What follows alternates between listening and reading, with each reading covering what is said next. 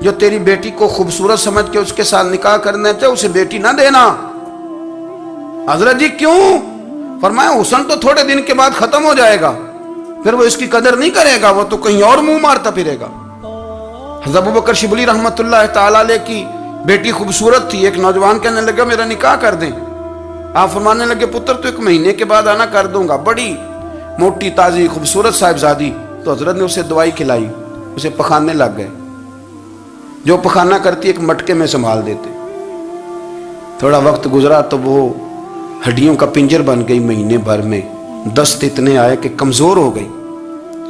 تو ابوبکر شبلی 1 مہینے کے بعد نوجوان کو بلایا، فرمایا ادھر آ تیرا نکاح کروں۔ بچی دکھائی تو وہ کمزور بستر پہ پڑی، فرمایا شادی کر۔ کہنے لگا اس سے نہیں میں نے کرنی۔